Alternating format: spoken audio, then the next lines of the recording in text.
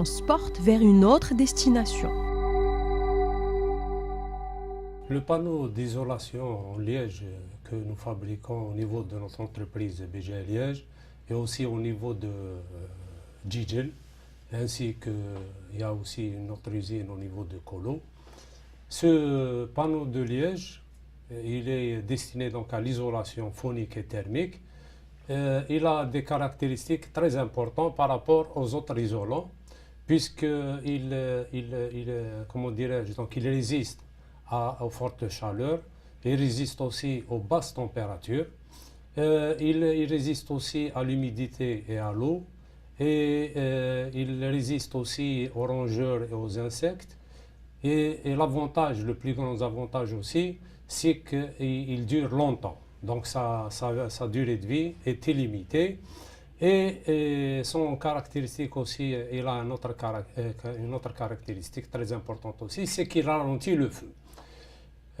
Et lorsqu'on utilise ce panneau d'isolation en liège aggloméré dans le bâtiment, et surtout dans le secteur de la santé, je dirais beaucoup plus dans le secteur de la santé, puisqu'on parle, donc, puisque c'est un produit écologique. Et là, donc, on peut drainer derrière nous toute une chaîne, donc au niveau social, au niveau économique et au niveau environnemental. Si on parle du social, donc il va créer pas mal de... Donc c'est un créateur d'emplois au niveau des zones montagneuses, là où il n'y a pratiquement aucune industrie, aucune activité industrielle, ni une activité commerciale.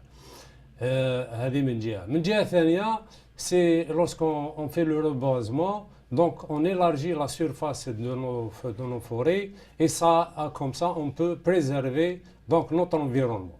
Et lorsqu'on préserve notre environnement, ça veut dire quoi? Ça veut dire qu'on est en train de préserver la santé du citoyen et par conséquent, maintenant, on est en train de préserver, de réduire la facture du médical qui nous coûte cher sur le plan donc, de l'importation.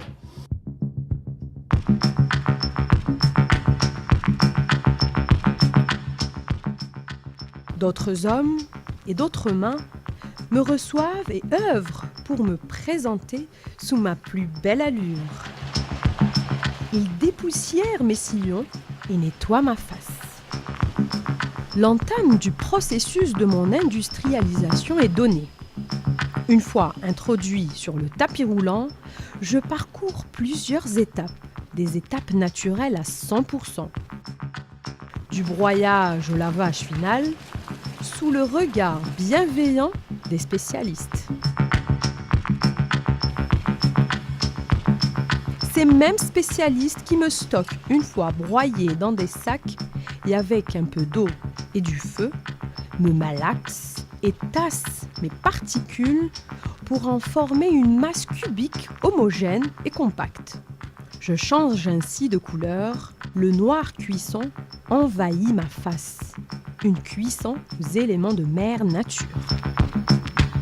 Des bras d'hommes dans cette usine, comme ceux de Mouloud, m'acheminent vers une nouvelle étape qui consiste à me laver et à éteindre les étincelles qui peuvent s'accrocher sur mes sillons.